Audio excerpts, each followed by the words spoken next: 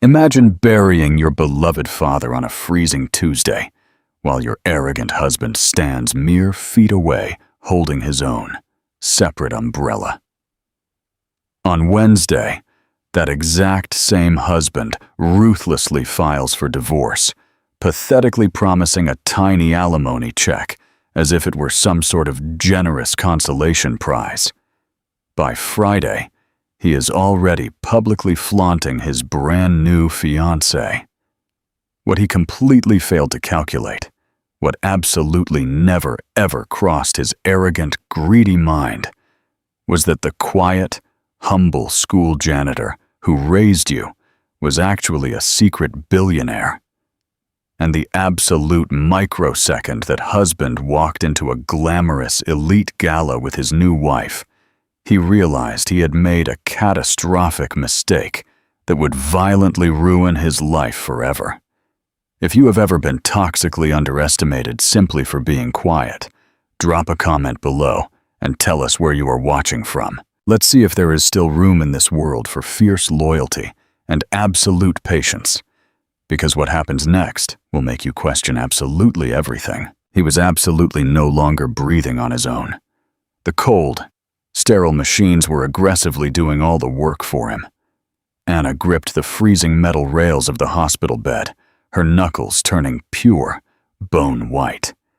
She desperately listened to the artificial, terrifying sounds filling the ICU room, the violent hiss of the mechanical ventilator, the rhythmic, dead beep of the heart monitor, the suffocating hum of the fluorescent ceiling lights.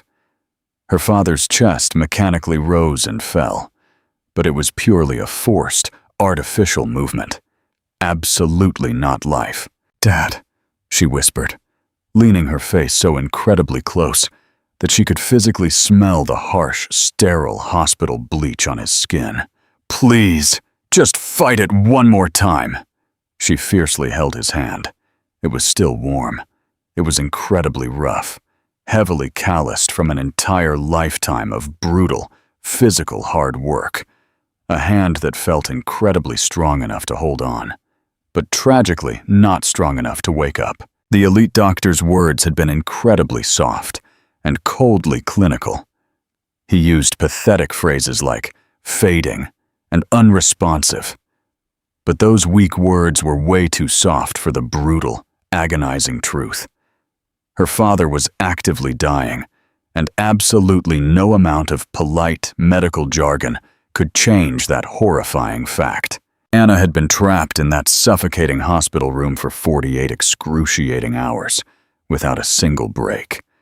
She absolutely hadn't slept. She hadn't eaten. She was surviving entirely on bitter, burnt coffee and the agonizing physical pain of the plastic waiting room chairs. Her husband, Andrew, had sent exactly 2 pathetic text messages. The first simply asked if she needed anything. The second casually stated he was going to be working incredibly late. She completely, coldly ignored both. Outside the thick hospital walls, the massive city aggressively continued its life. The loud honking of cabs and the distant laughter of people. The entire world was spinning, completely, utterly oblivious to the massive fact that her entire universe was violently collapsing. But inside this room, time moved entirely differently. It was incredibly slow, crushing. It felt exactly as if the massive weight of the entire planet was violently pressing down on her shoulders, ruthlessly testing exactly how much agony she could endure before she completely shattered. Her father had raised her entirely alone. He absolutely never had any outside help, and he literally never, ever complained. He simply gifted her a quiet, incredibly steady, fierce love that was present every single day of her life. At 7 years old, he patiently taught her how to tie her shoes. At 12, he taught her how to flawlessly change a car tire. When she was 16, he sat her down and profoundly explained that the absolute loudest people in any room are almost always saying the least important things. And when she was 23 and happily announced she was marrying Andrew, he didn't instantly approve. He paused. He intensely, quietly observed Andrew during family dinners. He asked sharp, highly penetrating questions that seemed slightly too aggressive at the time. Later, he had hugged her tightly and simply said, "I trust you to know exactly what is in your own heart." He pointedly did absolutely not say that he trusted Andrew. The ICU nurse moved completely silently through the dim room, meticulously checking the IV monitors and adjusting the plastic tubes. Her eyes purposefully avoided Anna's gaze. She had seen this tragic, agonizing ending way too many times. Anna felt her phone violently vibrate in her pocket, but she completely ignored it. "Dad." His pale lips began to move completely soundlessly. She aggressively leaned in, desperately straining her ears to hear absolutely anything. He managed to push out exactly 4 words. Slow, agonizing, and requiring immense effort. His absolute final gift to her. Go to the bank. And then, the terrifying alarms violently began to scream. A swarm of doctors and nurses aggressively rushed into the room, physically pushing Anna out into the cold hallway. She could only stand there, utterly helpless, waiting for the devastating news she already fully knew in her shattered soul.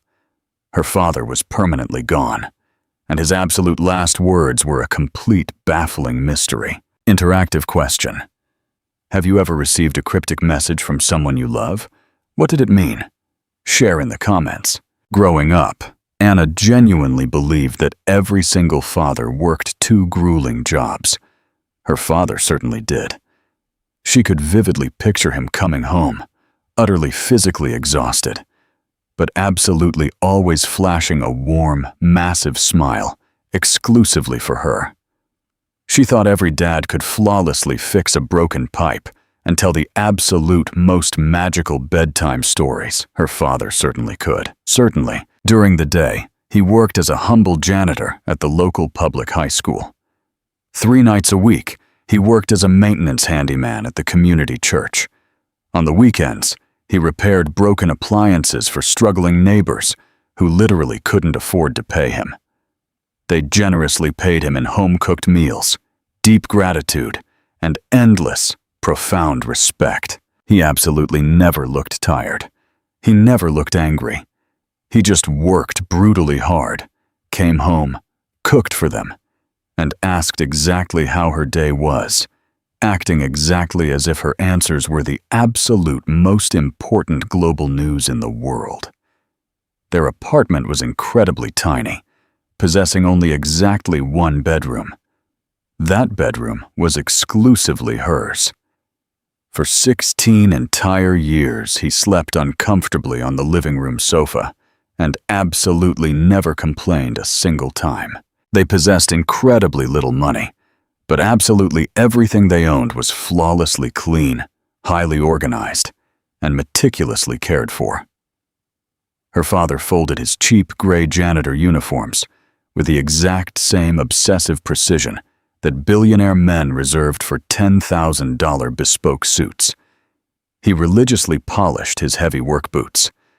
Every single Sunday night, on the cheap kitchen calendar, he circled absolutely all of her school events in bright red ink. He absolutely, literally, never missed a single one. The other wealthy kids had parents who arrived in expensive designer clothes, flashing luxury Rolex watches, driving brand new luxury SUVs. Her father proudly showed up in his clean janitor uniform, smelling faintly of industrial pine cleaner, and respectfully sat in the very back row to ensure he didn't embarrass her. But she was absolutely never, ever embarrassed. Not for a single microsecond. Because while the other wealthy, arrogant parents were constantly checking their smartphones during the school plays, her father stared intensely at her, exactly as if she were the absolute only human being on the entire stage. He also taught her incredibly profound things that a humble janitor absolutely shouldn't have known. He taught her exactly how to read and deconstruct a highly complex legal contract. He taught her exactly how to definitively tell if someone was lying by aggressively watching their hands, absolutely not their eyes. He expertly taught her how to walk into a crowded room and instantly, flawlessly, calculate exactly who possessed actual, real power and who was just pathetically faking it. "Money talks incredibly loud, my beautiful girl," he used to tell her while they washed the cheap dinner dishes together. But true character whispers, and the absolute only people genuinely worthy of your precious time are the ones who are quiet enough to actually hear that whisper. She absolutely didn't fully comprehend most of it back then, but she never, ever forgot a single word. The exact day she was accepted into an elite university, he openly wept. They absolutely weren't tears of sadness, but tears of pure, unadulterated pride, the kind of raw tears that completely softened his entire, weathered face. "You are going to achieve absolutely everything I never could," he told her. "You did absolutely everything," she fiercely replied. He simply shook his head. "No, I simply chose a completely different path. There is a massive, profound difference." She absolutely never asked him to explicitly explain exactly what he meant. Now, she desperately, agonizingly wished she had. Looking back, there were so incredibly many tiny details that simply made absolutely no logical sense. The highly sophisticated way he spoke, the complex, classic literature he constantly read, the incredibly strange, highly respectful way the elite bank tellers always immediately knew his exact name. Her father was absolutely not just a simple janitor. He was a janitor on purpose, and she was going to fiercely find out exactly why. It violently rained on the exact day of his funeral. It wasn't a soft, poetic, sad rain. It was an aggressive, angry, violent storm. The exact type of freezing downpour that aggressively soaks you completely to the bone and violently turns the cemetery earth into thick, heavy mud. It felt exactly as if the sky itself was violently enraged at the world. Anna stood frozen at the edge of the open grave, heavily 6 months pregnant. Her husband stood exactly 2 feet away from her, actively holding his own, separate, expensive umbrella. She noticed it immediately. Not because she desperately wanted a grand, romantic gesture of protection. She noticed it because when a massive, violent gust of wind aggressively hurled freezing rain directly into her face, he didn't even flinch. He absolutely didn't move an inch to physically shield her. He simply stood there, perfectly, completely dry, aggressively scrolling through something on his smartphone. One by one, people offered their pathetic condolences and gave her awkward hugs. They recited all the highly generic, empty things people are supposed to say. He is in a significantly better place now. At least his agonizing suffering is finally over. God just gained a beautiful new angel. She simply nodded blankly and politely thanked them, graciously allowing them to believe their empty words were actually comforting. But in brutal reality, she desperately wanted to violently scream. He is absolutely not in a better place. The absolute best place was right here, securely with me. He was supposed to be right here to watch me become a mother. He was supposed to hold his grandson. He was supposed to stay. Andrew impatiently checked his expensive watch exactly twice during the brief, solemn service. When the pastor warmly invited people to share their favorite memories, Andrew remained completely, utterly silent. Anna bravely spoke about her father's calloused hands. She beautifully described how they were absolutely never still, always tirelessly fixing something, always building, always fiercely there to steady her own hands whenever they violently trembled. Her voice completely broke in the middle of a sentence, and she had to sit down heavily. Andrew absolutely never reached out to hold her hand. As the heavy wooden casket was slowly lowered into the wet ground, she stepped forward to drop a single red rose on top. Her heels sank deeply into the thick mud. She violently slipped and began to fall. An elderly woman from her father's community church quickly grabbed her arm, fiercely steadying her. "I've got you, sweetheart," she whispered. Andrew hadn't even looked up from his phone. After the agonizing service, everyone gathered in the church basement for a small reception. There were cheap sandwiches absolutely no one wanted to eat, and weak coffee that had quickly gone freezing cold. People were chatting in voices that seemed highly inappropriately loud for such an agonizing day. Anna sat completely alone in a dark corner, utterly exhausted, gently rubbing her massive belly. The baby was kicking significantly harder than usual, exactly as if he deeply sensed that something was horribly, terribly wrong. Andrew finally approached her after 20 minutes. "I absolutely need to leave," he stated coldly. It was absolutely not a question. It was a firm declaration. She looked up at him in pure, utter confusion. "Right now. It's that massive corporate project I explicitly told you about last week." She absolutely did not remember him mentioning it. Maybe he did, she thought numbly. Maybe the crushing grief had completely erased it from her memory. In the end, it really didn't matter. "Okay," she whispered softly. He leaned down and gave her a highly clinical, incredibly quick peck on the top of her head. It meant absolutely nothing. "I will see you at home tonight." But he absolutely did not come home. By 10 p.m., she was still sitting completely alone in their dark apartment, still wearing her damp black funeral dress, just blankly staring at her phone. There was absolutely no text message, no phone call, zero explanation. There was only deafening silence and a sudden, highly agonizing, sharp realization. She had literally just buried the absolute only man in her entire life who had ever truly, genuinely been there for her. Her husband had violently checked out of their marriage a very long time ago. She just hadn't been ready to brutally admit it to herself until this exact moment. She horrifyingly discovered the absolute truth on Instagram. Not from her husband, not in a difficult conversation, not even through a sympathetic friend, but entirely through a highly public photograph posted by a complete stranger. It was almost midnight. She had finally taken off the heavy funeral dress, washed the dry tears off her face, and crawled into the freezing, empty bed. Her entire body violently ached from the massive grief. Her brain absolutely refused to shut down. She opened her phone purely out of desperate habit, mindlessly scrolling just to distract herself, desperately trying not to think about the fact that her father was rotting in the ground, and her husband had still not returned home. And that was exactly when she violently saw it. A high-resolution photograph of Andrew.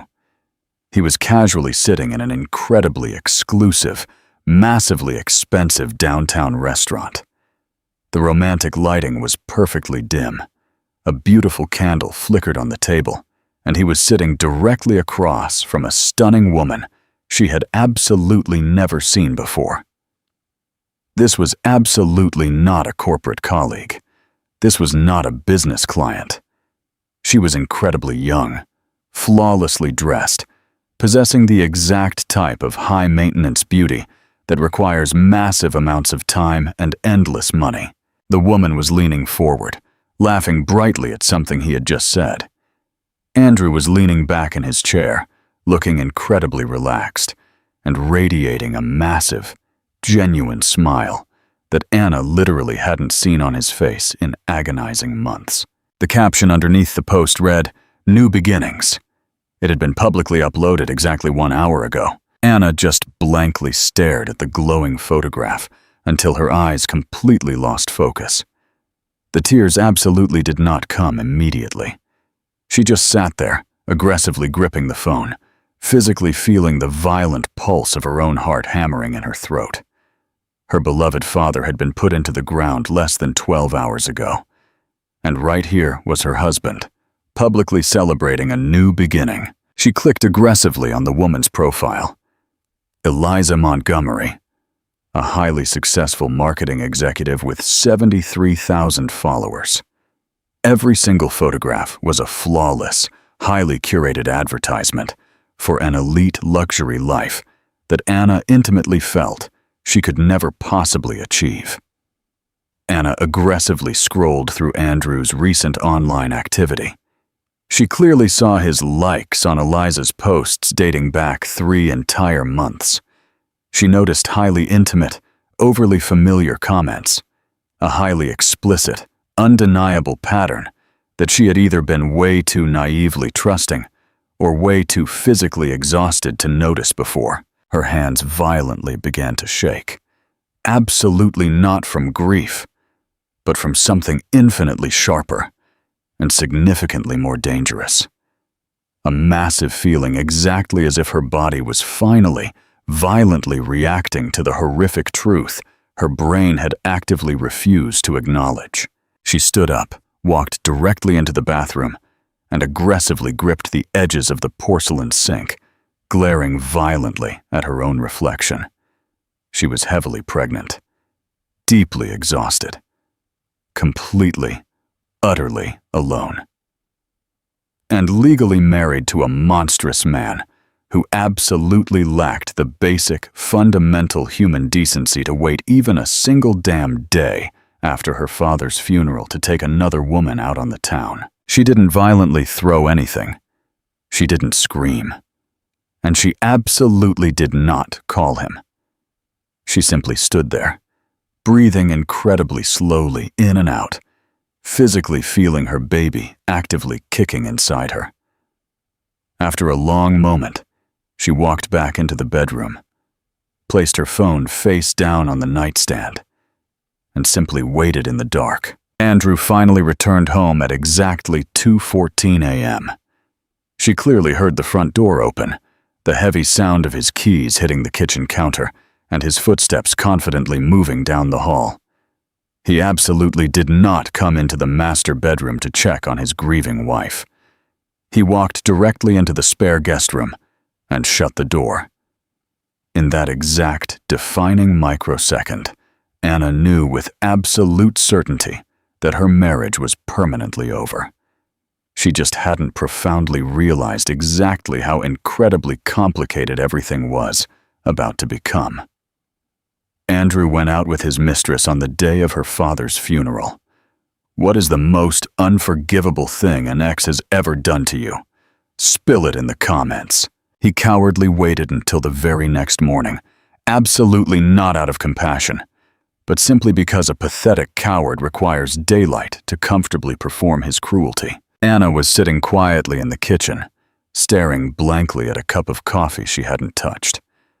When Andrew confidently walked in, he looked incredibly rested, freshly showered, and highly composed. Exactly as if he had meticulously rehearsed this exact moment in the mirror.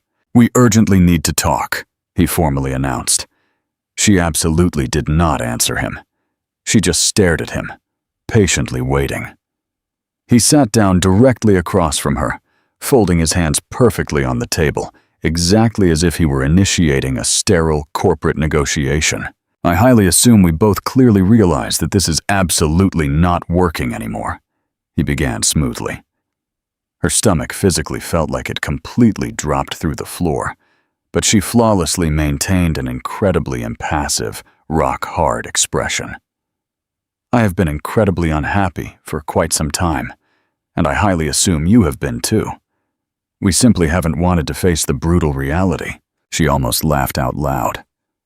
"We." Exactly as if this were a highly mutual decision, as if she had been the one aggressively creating the toxic distance between them. "I want an immediate divorce," he declared. His voice was incredibly flat and absolute. There was absolutely zero sign of hesitation and zero trace of regret. She physically felt the baby kick violently hard, exactly as if even the unborn child sensed that something was horribly, terribly wrong. "Are you actually serious?" she asked, her voice incredibly quiet. "Right now? My father literally just died exactly 2 days ago." "I am fully aware. I am deeply sorry to hear that. But it absolutely does not change our current situation. Our situation. Exactly as if their sacred marriage was simply a highly inconvenient location they had both accidentally wandered into. I will financially provide for the child," he continued, speaking exactly as if he were outlining the terms of a business contract. "Financially speaking, I will absolutely not shirk that legal responsibility. But as for you and me, we are completely finished. I have met someone else. It is over." She stared intensely at him, genuinely, truly seeing him for the absolute first time. This was the exact man she had blindly trusted. The exact man she had fiercely chosen. The man who had solemnly sworn to be with her forever in front of absolutely everyone she held dear. And now, he was sitting directly in front of her, completely calm, casually destroying her entire life exactly as if it were nothing more than tedious paperwork. "I have already formally consulted with my elite lawyer," he added smoothly. "I will have all the legal documents fully prepared by the end of this week. You won't have to do much. Just simply sign them." "Just sign them," she echoed blankly. "Yes. I am desperately trying to make this as painless as possible for you." Painless. She felt a massive, violent urge to scream, to aggressively hurl her hot coffee directly into his face. She desperately wanted to aggressively demand exactly how he could possibly do this at a time like this, in this brutal manner, completely without the slightest hint of actual remorse. But she violently held herself back, because in that exact critical moment, a profound piece of advice her father had frequently given her violently surfaced in her mind. When a person finally shows you their true character, explicitly believe them the absolute first time. Andrew had just fully, completely revealed his true character to the world, and she explicitly believed him. "Okay," she stated calmly.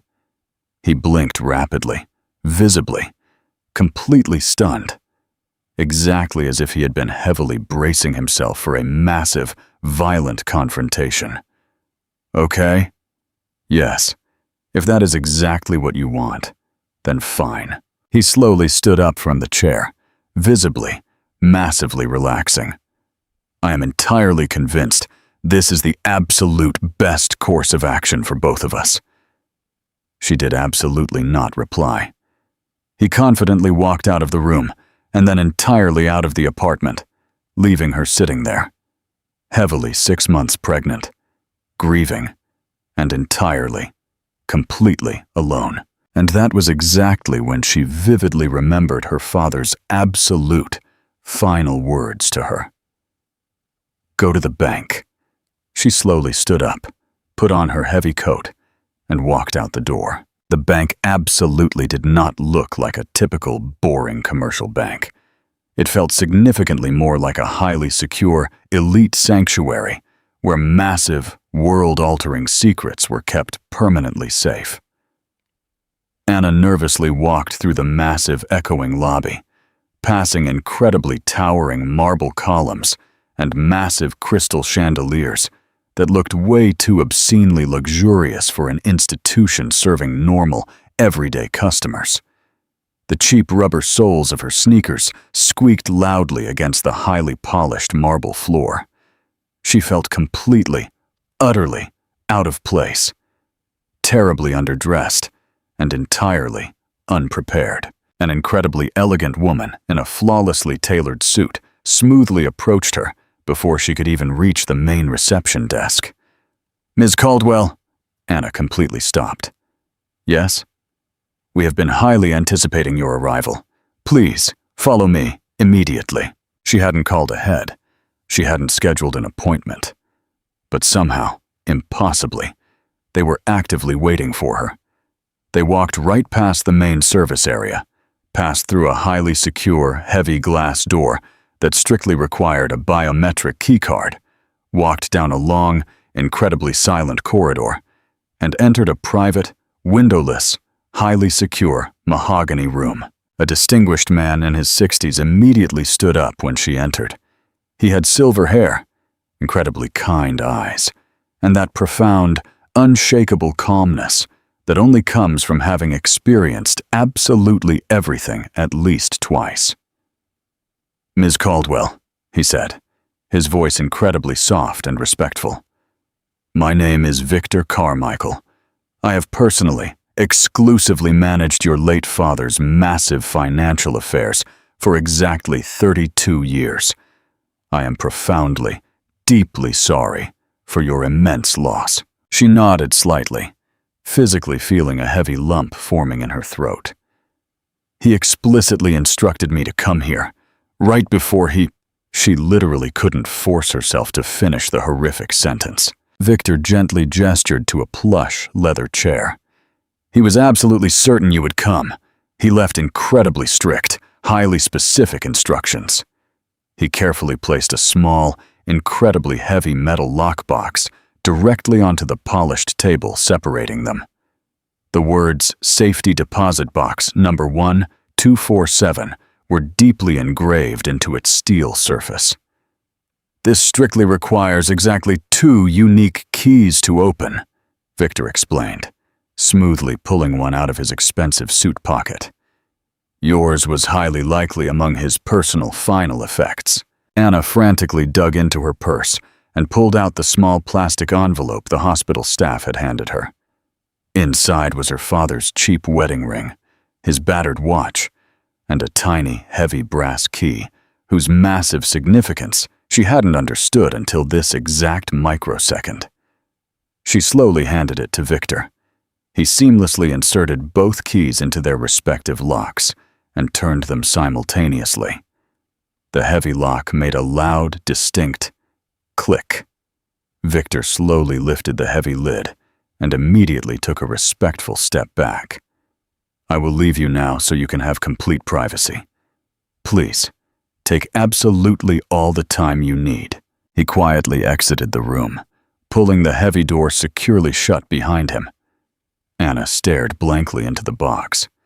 Inside was a massive stack of thick legal documents secured with a black binder clip, a heavily sealed envelope with her exact name written in her father's unmistakable handwriting, and underneath it all, something that made her violently gasp. Photographs, incredibly old ones. Her father, looking incredibly young, maybe around 25 years old, standing confidently in front of a massive, sprawling palatial estate. He was wearing an incredibly expensive, bespoke suit that was visibly worth more than absolutely anything she had ever seen him wear in his entire life.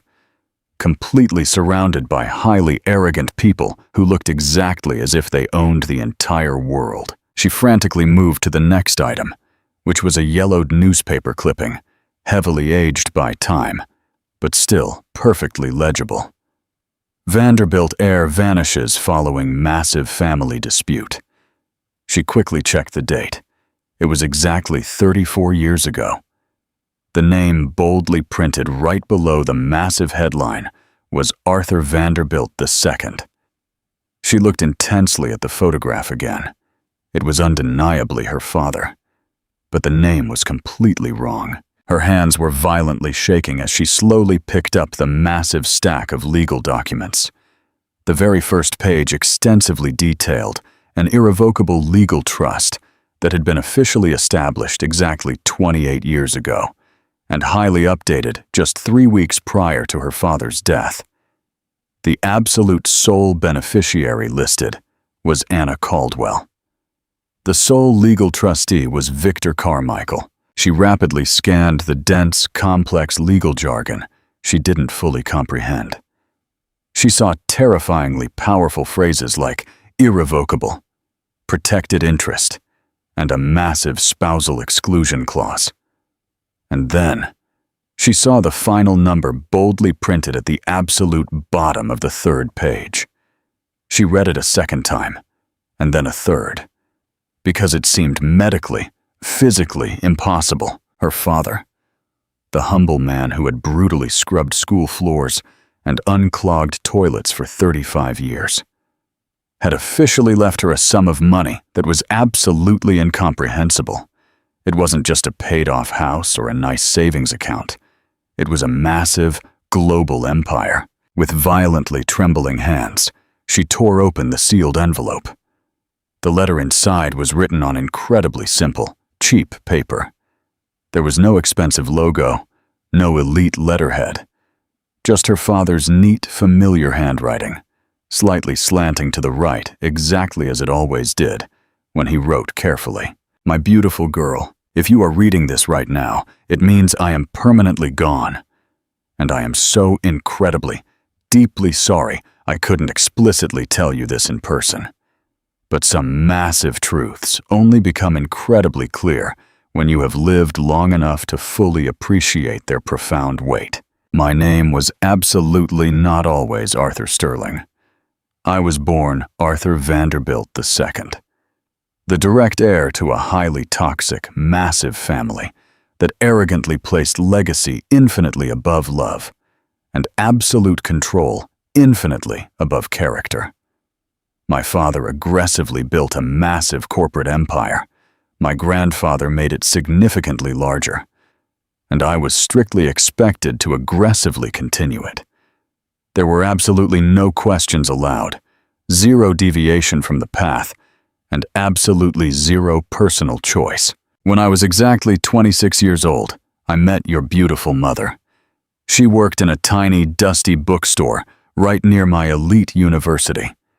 She happily braided her hair and read beautiful poetry during her lunch breaks. She made me laugh in a profound way I never knew I was missing. She absolutely did not care about my famous last name, and she literally could not care less about my massive wealth. She only fiercely cared about the exact man I was when absolutely no one else was around. I desperately wanted to ask her to marry me. My toxic family violently refused, not because they genuinely thought she was unworthy, but entirely because she did absolutely not fit into their massive, arrogant master plan. They were exclusively interested in corporate alliances, massive mergers, and high society arrangements that would look incredibly impressive in the Wall Street Journal. And so, they brutally presented me with a massive ultimatum. I could aggressively keep the multi-billion-dollar fortune, or I could have the beautiful future I truly, desperately desired. I fiercely chose her, and they aggressively made absolutely sure I paid a massive, brutal price for it. Anna paused her reading to aggressively wipe the hot tears from her eyes, then continued, "Legally changed my name. I found a humble, legally changed my name. I found a humble job that absolutely didn't require a background check or elite connections.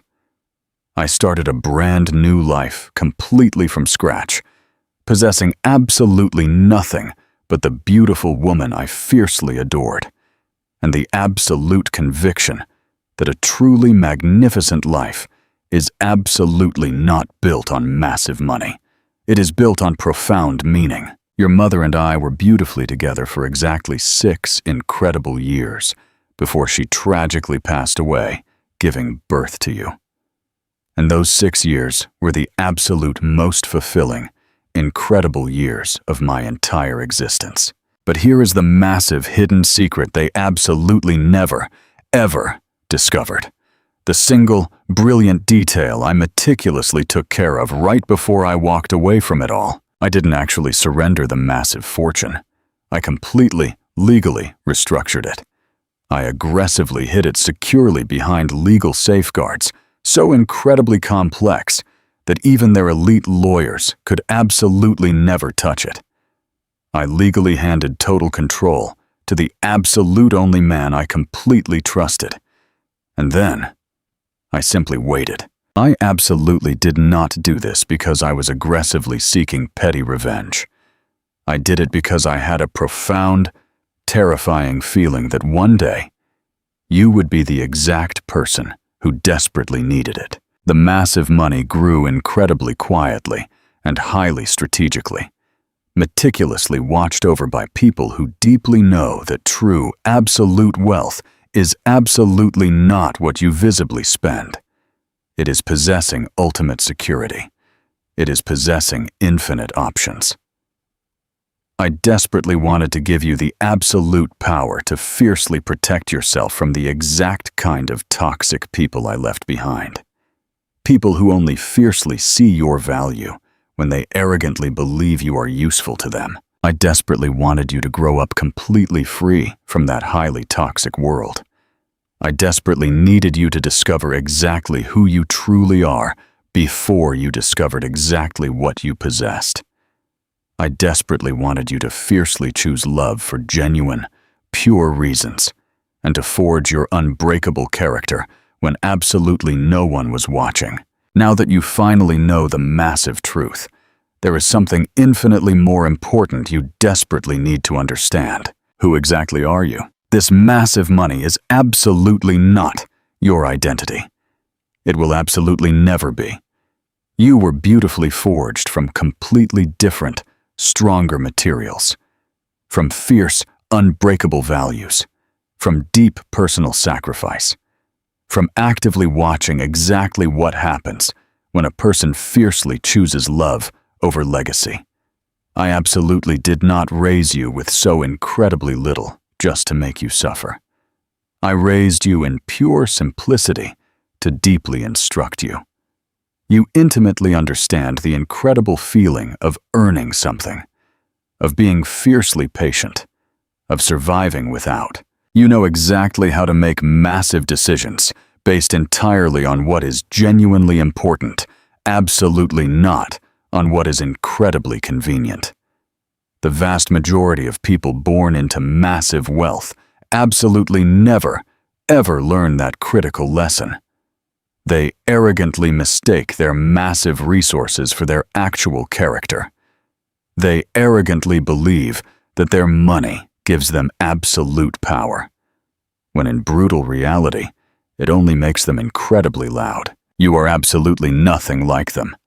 You profoundly know that true power is absolutely not found in what you physically possess. True power is found entirely in exactly what you choose to do when you have absolutely nothing at all. And now that you have absolutely everything, I desperately need you to fiercely hold on to that exact lesson. Because here is exactly what is going to happen next. People will inevitably, eventually discover the massive truth. It absolutely won't be immediately, but it will violently happen one day. And when that explosive day arrives, you will clearly, horrifyingly see their true, ugly faces. The loyal people who fiercely stood by you when you had absolutely nothing will permanently stay with you when you have everything. The toxic people who ruthlessly abandoned you will desperately try to crawl back. And the incredibly arrogant people who violently misjudged you will suddenly, pathetically, demand a second chance. Allow them to do it. Not because you owe them a single damn thing, but because actively watching toxic people completely reveal their true, disgusting nature is one of the absolute most priceless, incredible educations life can ever offer. Some arrogant people will be violently upset that you aggressively hid this from them. Let them wallow in their anger. You are absolutely not obligated to grant anyone access to your massive finances or explain your fierce privacy. Some pathetic people will highly expect you to violently transform, to instantly become incredibly arrogant, careless, or highly entitled. Brutally prove them wrong by actively continuing to be exactly the fierce, beautiful person you have absolutely always been.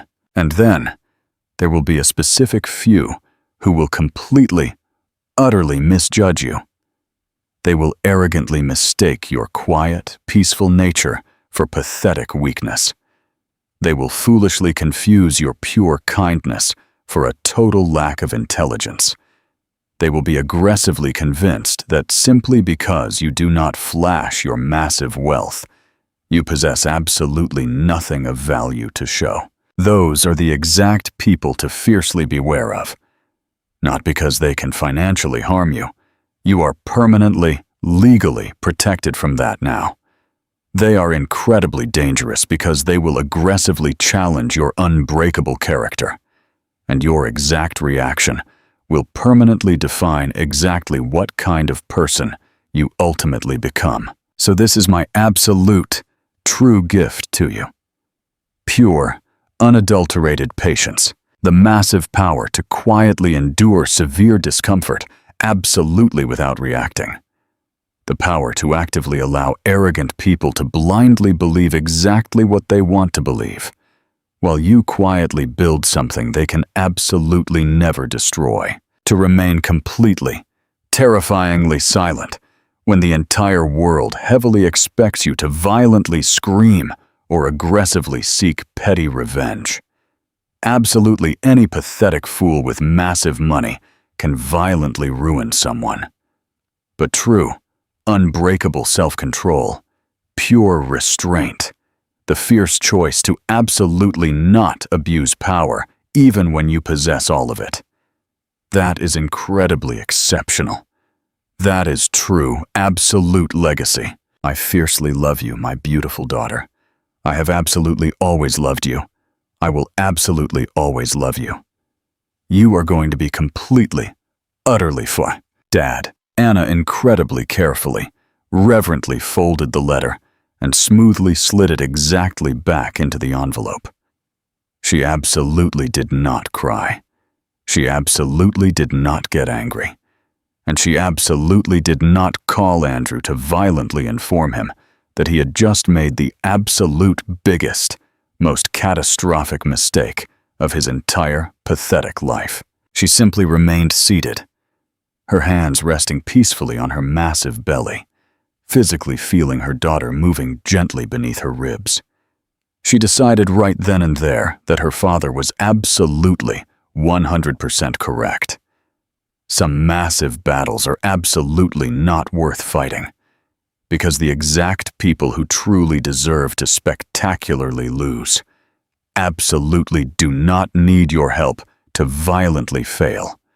They are completely, highly capable of utterly destroying themselves.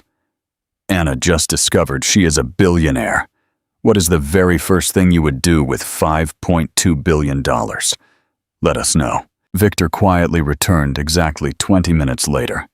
He knocked incredibly softly on the heavy door before smoothly entering, generously granting her a moment to collect herself. "Do you possess absolutely any questions?" he asked gently.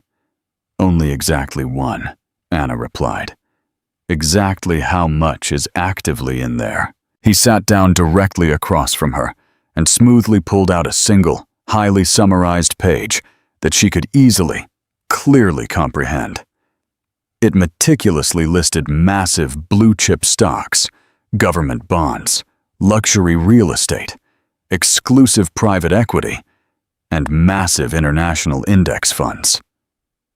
The massive investments were highly diversified across 12 different, secure countries.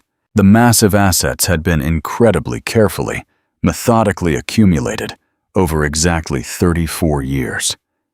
They had been managed incredibly discreetly, completely without any flashy displays or reckless, high-risk gambling.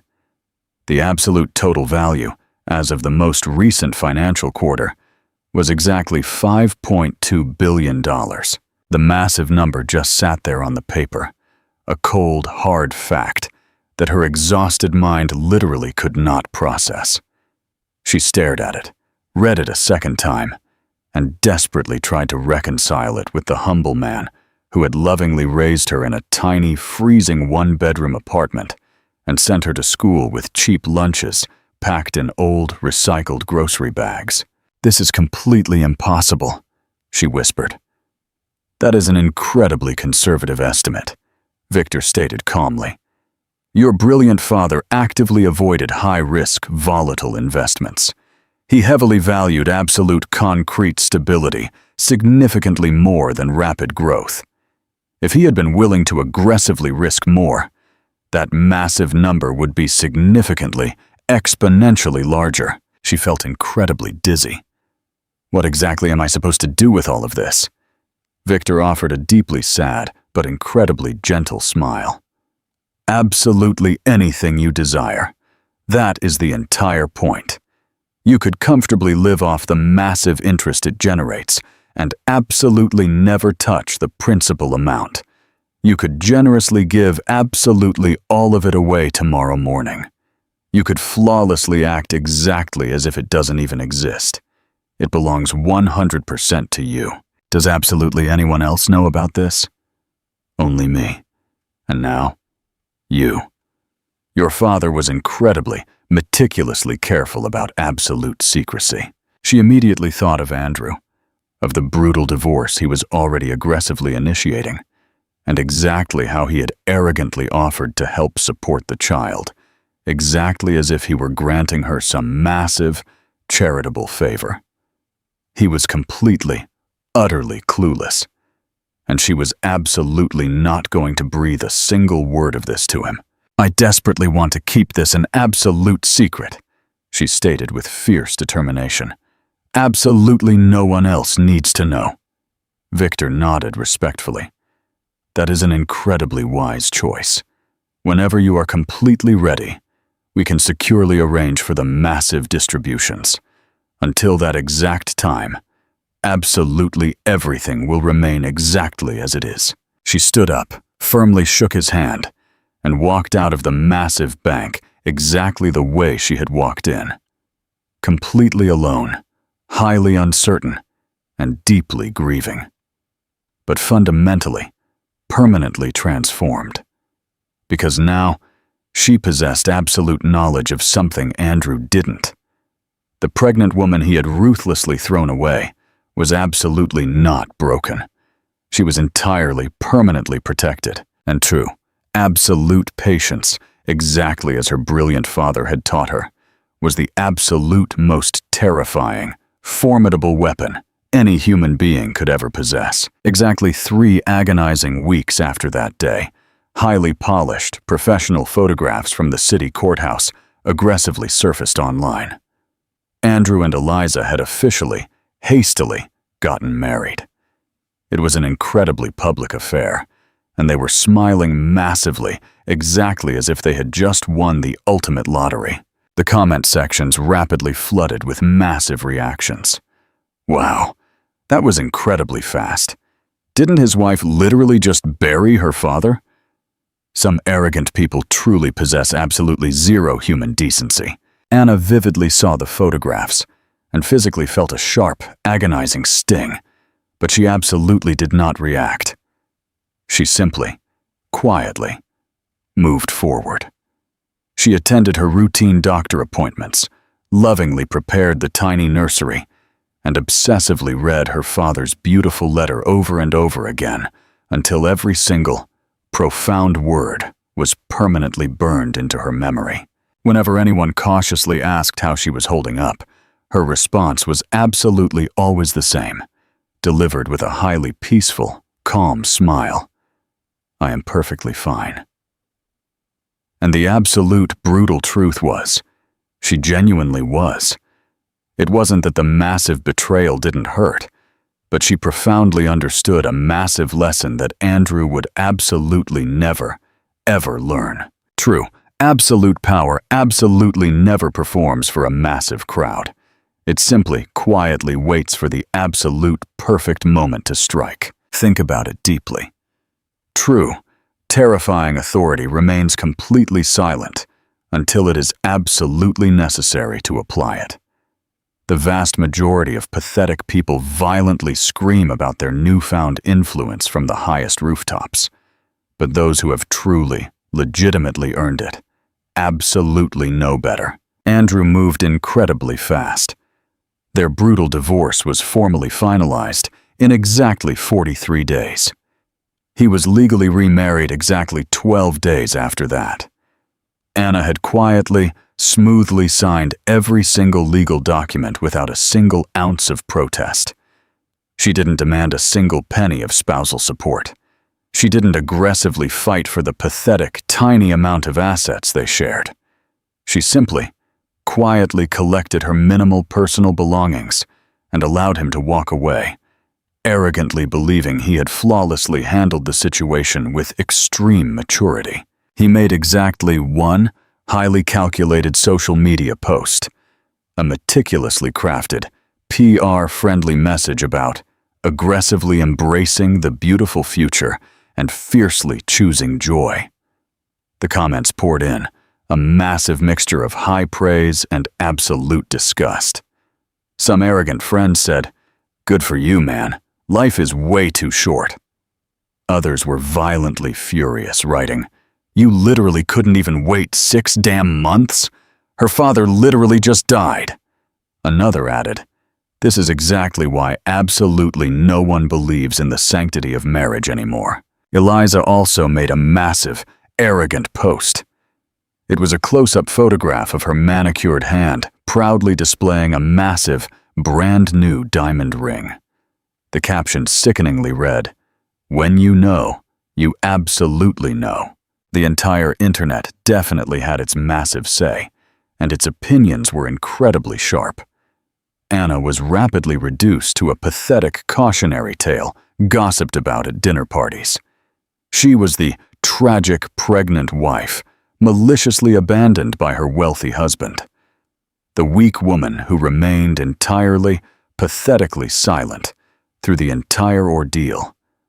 The one absolutely everyone was intently watching, eagerly waiting for the exact moment she would finally, violently break. Her husband abandoned her right after her father's funeral.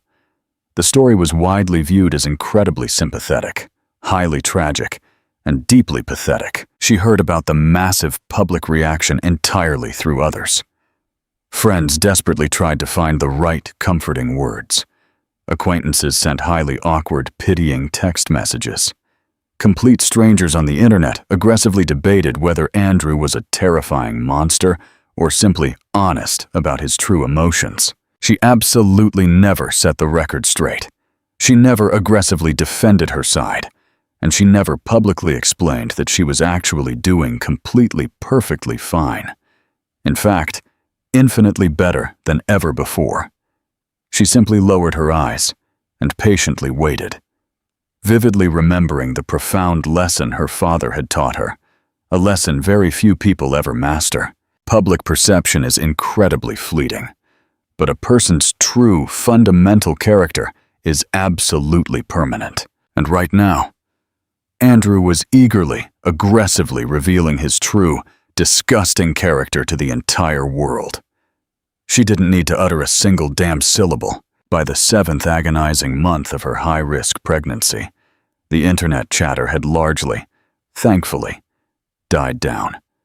People had rapidly found brand new, juicy scandals and significantly fresher drama to obsess over, aggressively moving their toxic focus to someone else's messy breakup. Anna quietly filled her peaceful days, assembling cheap nursery furniture, lovingly folding tiny baby clothes, and reading heavy books about childbirth that simultaneously terrified and deeply comforted her. Victor called exactly once a week to gently check in, meticulously ensuring she had absolutely everything she needed. She absolutely always told him yes, even when the brutal reality was significantly more complicated. She possessed absolutely zero financial issues. Victor had discreetly arranged a highly modest, untraceable monthly stipend that perfectly covered her cheap rent, food, and massive medical bills, completely without attracting any attention. But it was incredibly emotionally taxing. Not because of Andrew, but because of his absolute, total silence. Her father was permanently gone. Her husband was permanently gone. The absolute only person who could possibly comprehend her massive, unique situation was a man she would absolutely never truly know. the 26-year-old version of her father, who had faced the exact same impossible, terrifying decision 30 years ago. Then, on a quiet Tuesday in late September, a highly official package arrived. It was a heavy, cream-colored envelope crafted from incredibly thick, expensive cardstock, with her name written in flawless calligraphy and possessing absolutely no return address. She opened it incredibly carefully.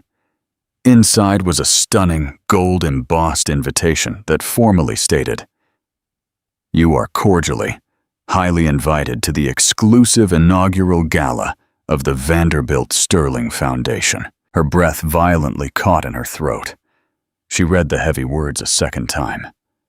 Vanderbilt Sterling was her father's actual, true biological name, and it was also her true name.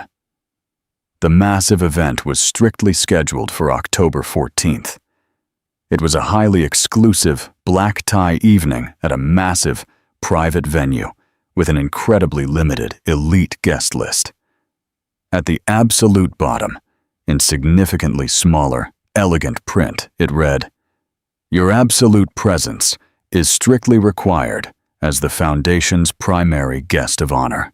She had literally absolutely no idea what this meant. Victor hadn't breathed a single word about a massive foundation. Her father's letter absolutely hadn't mentioned it either. She rapidly grabbed her phone and dialed Victor.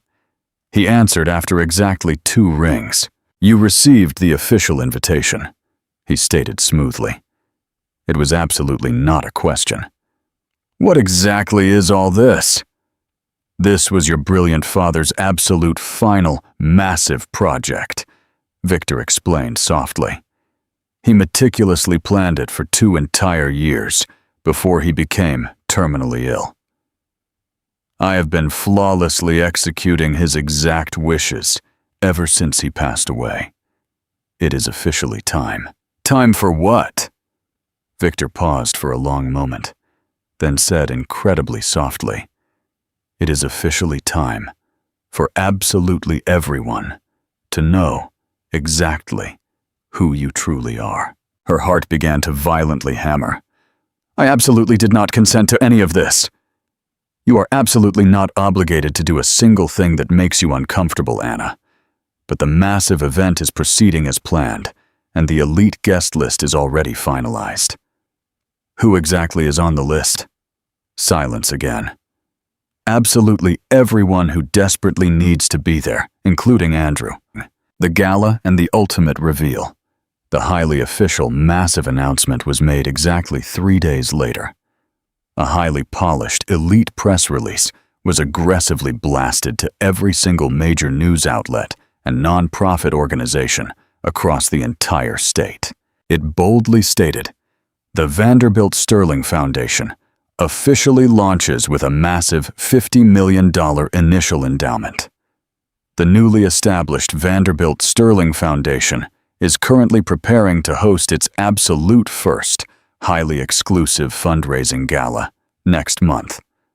The massive foundation was explicitly created to permanently honor the incredible legacy of Arthur Sterling, a man who spent over 3 decades humbly, quietly improving his community in profound ways." The massive local newspaper published a large photograph of her father, but absolutely not in his usual, cheap janitor uniform. It was the exact, old photograph from decades ago, clearly showing him in a flawless, bespoke suit, looking exactly like a terrifying titan who commanded billion-dollar boardrooms. The people who actually knew him were completely, utterly stunned. "Wait a minute. That is the humble handyman from the elementary school. I had absolutely zero idea he was massively wealthy. Who exactly is financially backing this massive foundation?" The official announcement remained completely, frustratingly silent on that massive detail. It explicitly named Victor Carmichael as the executive director and listed a highly elite advisory board filled with massive corporate names that absolutely no one in the local town had ever heard of. The announcement also highly mysteriously mentioned an anonymous founding donor, whose incredibly generous massive gift made the entire multi-million-dollar project a reality. The entire city's reaction was intensely captivated. People were massively intrigued, but also highly suspicious. $50 million absolutely does not just magically materialize out of thin air. And Arthur Sterling, the humble man they only knew for mopping dirty hallways and fixing broken pipes, absolutely did not seem like someone with massive connections to that kind of staggering wealth. Wild conspiracy theories aggressively began spreading exactly like a violent wildfire. Some arrogantly believed it was a highly complex, elaborate scam. Others were aggressively convinced that a massive celebrity or corrupt politician was illegally using her father's good name for their own toxic purposes. Some even arrogantly assumed that Anna had received a massive, multi-million-dollar divorce settlement from Andrew and was desperately using the money to artificially rebuild her ruined reputation. Absolutely not a single person guessed the actual truth, because the absolute truth was simply way too incredible to believe. Anna watched the massive situation unfold entirely from a distance. She offered absolutely zero comments, provided zero explanations, and refused to participate in the widespread, wild speculation. Victor flawlessly managed absolutely all the elite details. He expertly handled the aggressive media inquiries, the massive event planning, and the complex coordination with luxury vendors. The absolute only thing she had to do was physically show up, but the elite guest list heavily weighed on her mind. Victor had securely emailed it to her. It contained exactly 200 massive names. Elite donors, powerful public figures, high-ranking local officials, and the humble people her father had helped throughout his quiet career. And at the absolute bottom of the list was Andrew Caldwell, +1.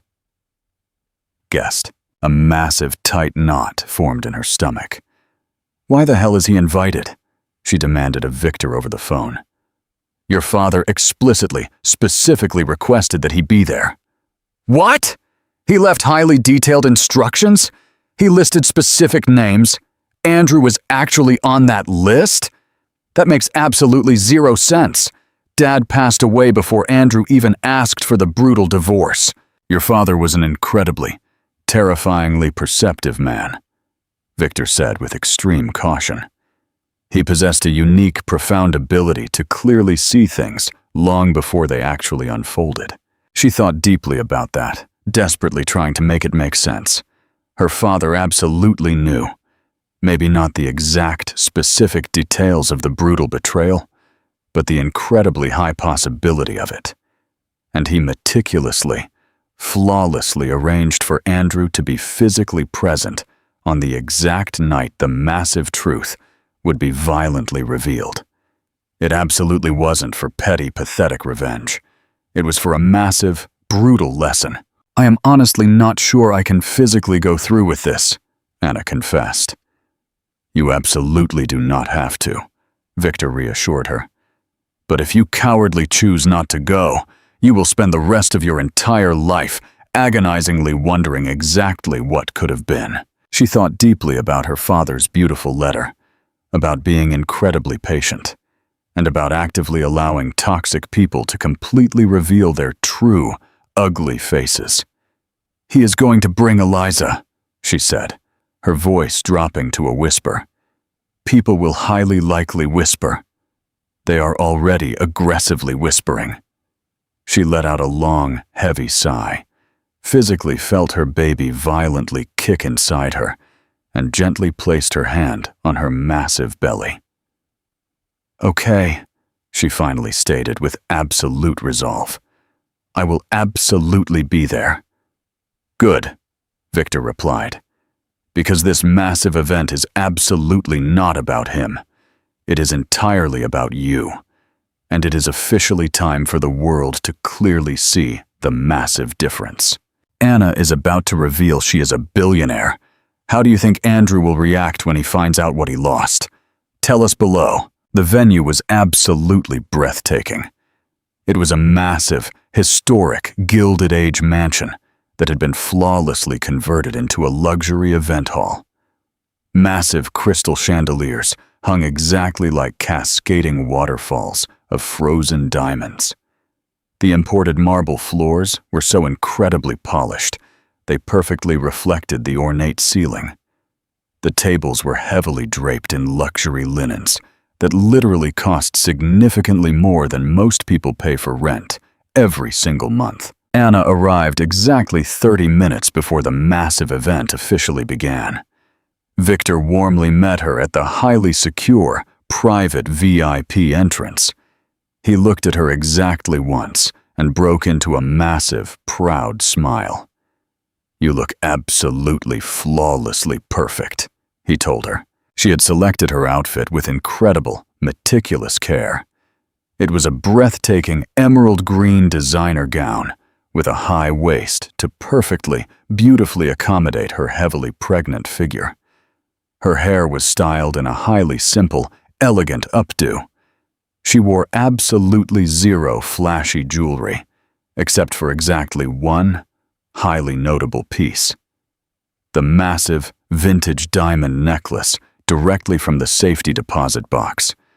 It was incredibly antique, highly tasteful, and appeared modest, unless you were wealthy enough to actually recognize its true, staggering, multi-million-dollar value. She had absolutely no idea of its exact monetary worth. She only knew that it had once proudly belonged to her wealthy grandmother, the exact woman whom her father's toxic family had violently erased from their lives right alongside him. Wearing it felt incredibly, poetically right. "Exactly how are you feeling?" Victor asked. "I am absolutely terrified," she confessed. "Good. That explicitly proves you are actually paying attention." The elite guests began to slowly trickle in. Anna quietly watched them from a highly secluded, private VIP room featuring a massive, one-way mirror that looked directly out into the grand ballroom. She clearly spotted familiar faces, humble people from her father's church, his old janitorial colleagues, and the kind neighbors who had known him for decades. And then, she violently spotted Andrew. He walked confidently in with Eliza aggressively clinging to his arm. Eliza was wearing a highly flashy, bright red designer dress, looking incredibly bold and arrogantly self-assured. The exact type of woman who confidently walks into a room and completely expects absolutely every single eye to be violently glued to her. Andrew appeared highly uncomfortable. Not because of the incredibly chic, elite event, but because he had absolutely no idea why the hell he was even invited. He aggressively scanned the massive crowd, clearly looking for Anna. He obviously couldn't see her. Eliza confidently led him directly to the open bar.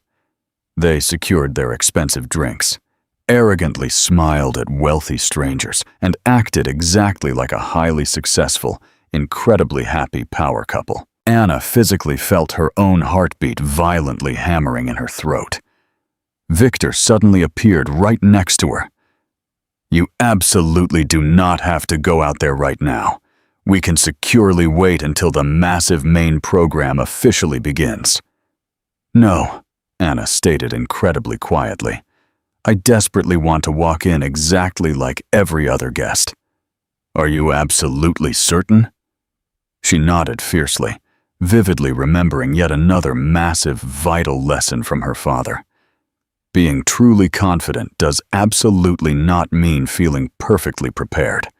It means aggressively taking the very next step, even when you are terrified. She confidently walked out of the private VIP room, marched down the long, carpeted corridor, stopped completely at the massive threshold of the grand ballroom, took one massive, deep breath, and confidently walked through the heavy double doors. The massive room absolutely did not go completely silent all at once, but the heavy atmosphere undeniably, violently shifted. Have you ever seen someone so incredibly underestimated that their quiet, absolute revenge changes the entire world? That is exactly what happened to Anna. This is a massive story about the terrifying, quiet power of unbreakable character, and it is a brutal, violent lesson for absolutely anyone who arrogantly thinks that money is the absolute only thing that matters. The massive story truly begins when the loud, arrogant conversations in the packed ballroom suddenly, violently cease. Absolutely every single eye aggressively turns toward the entrance, not for a massive Hollywood celebrity, but for a woman who is heavily, obviously pregnant, and walking completely, utterly alone. Her arrogant ex-husband, Andrew, spotted her. His handsome face violently shifted from pure surprise to deep confusion, and then to absolute, blind panic. His brand new wife, Eliza, aggressively whispered something in his ear, but he just blankly stared, completely frozen in terror. Anna completely, utterly ignored him. With absolute, quiet dignity, she confidently walked directly to her highly reserved VIP seat, sat down gracefully, and calmly folded her hands in her lap. "Just breathe." An older woman with an incredibly kind face approached her. "You must absolutely be Anna," she said softly. "Your wonderful father spoke about you constantly. I am so incredibly, deeply sorry for your massive loss." "Thank you." The woman smiled warmly. "He would be so incredibly, unbelievably proud of you tonight." A massive lump formed in Anna's throat, and absolutely all she could do was nod. One by one, other humble people approached her to warmly share their condolences and beautiful memories of her father. But on the complete opposite side of the massive room, Andrew was completely glued to his chair. A terrifying, freezing realization was rapidly dawning on him. This highly elegant, multi-million-dollar event wasn't just something she was casually attending. This was her massive event, and he was completely, utterly unprepared for exactly what was about to happen. The bright chandelier lights in the massive room slowly dimmed, and a single spotlight illuminated the microphone on the stage. Victor confidently approached the podium. "Good evening," he began, his voice booming. "Thank you all for being here. We are absolutely not here tonight just to officially launch a massive foundation. We are here to fiercely celebrate a man who lived with absolute, unbreakable integrity every single moment of his life, especially when he thought absolutely no one else could see." Victor spoke deeply about her father's massive dedication, his incredibly humble nature, and his absolute reliability. Heads nodded in fierce agreement across the entire room, and several people openly dabbed away tears. Then, Victor's tone completely shifted. "What the vast majority of you absolutely do not know," he stated, his voice ringing with power, "is that exactly 34 years ago, Arthur Sterling made a massive, life-altering decision. He completely, voluntarily, walked away from a world of unimaginable, multi-billion-dollar wealth and elite high society, because he absolutely refused to abandon the exact person he fiercely loved. He completely changed his legal name, and he aggressively built a brand new life completely from scratch. A beautiful life built entirely on unbreakable principle, absolutely not on unearned inheritance." A low, buzzing hum of massive confusion aggressively rippled through the elite audience. Andrew was now leaning heavily forward, listening intensely, a look of pure terror forming on his face. That massive decision meant violently losing absolutely everything his elite family held dear, Victor continued. But in return, he gained something completely priceless, his absolute honor, and a beautiful daughter who was fiercely handed his unbreakable values, absolutely not his money. Victor paused for a long moment, aggressively allowing his heavy words to violently sink in. The Vanderbilt Sterling Foundation was officially created, because Arthur absolutely never lost sight of his past. He worked brutally hard for exactly 30 years to absolutely guarantee that his beloved daughter could powerfully create something of massive significance, completely free from the crushing, toxic weight of family pressure or arrogant privilege. Then, Victor aggressively pointed directly at Anna. "It is my absolute profound honor to formally introduce the visionary founder and the primary financial backer of this massive foundation, Ms. Anna Sterling." Polite clapping began, which rapidly, violently escalated into deafening, thunderous applause. Anna gracefully stood up from her seat and walked confidently toward the stage with highly measured, absolutely confident steps. She coldly watched out of the corner of her eye as Andrew's facial expression violently mutated right in front of her. His deep confusion violently morphed into dawning comprehension, and that comprehension rapidly, aggressively escalated into pure, unadulterated horror as he finally, brutally snapped all the massive puzzle pieces together. Vanderbilt Sterling was her father's true name. The $50 million foundation, the massive endowment, absolutely all of it, was hers. Eliza glared at him, completely bewildered by his terrified behavior. He offered absolutely no explanation. He just blankly stared at the exact woman he had ruthlessly thrown away. The woman who was 6 months pregnant, violently grieving her dead father, whom he arrogantly believed was utterly defeated. Now, she was confidently standing on a brightly lit stage in front of 200 highly influential people, all of whom now completely knew the massive truth that he had stupidly, arrogantly missed. She was absolutely not a broken, pathetic victim. She was the absolute, untouchable heir to a massive global legacy. Anna confidently approached the microphone and made a tiny, slight adjustment. The entire, massive audience fell completely, utterly silent. She absolutely didn't even glance in Andrew's direction. Her intense focus was completely on the warm faces of the people who actually cared about her father. Then, she began to speak. Her voice was incredibly steady, highly measured, and forged of pure steel.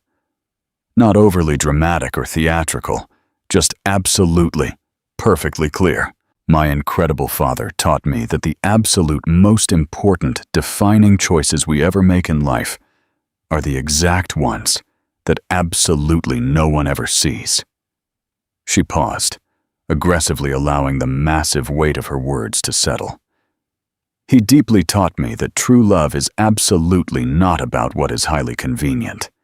It is entirely about showing up, especially when it is incredibly difficult, especially when absolutely no one is watching, and especially when you have absolutely every single excuse in the world to selfishly turn your back. Several heads in the elite crowd slowly nodded, completely captivated.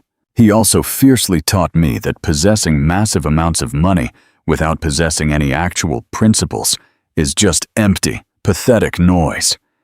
He said, "True, absolute power is not what you physically possess. It is exactly what you choose to do with it, when absolutely no one is forcing you to do anything." She looked down for a microsecond, gathering her fierce thoughts. "The vast majority of you knew my father as a humble caretaker, a handyman, a man who quietly arrived long before the sun came up and left long after it was pitch black, absolutely never, ever seeking a single ounce of praise." She looked up to pierce the massive crowd with her gaze.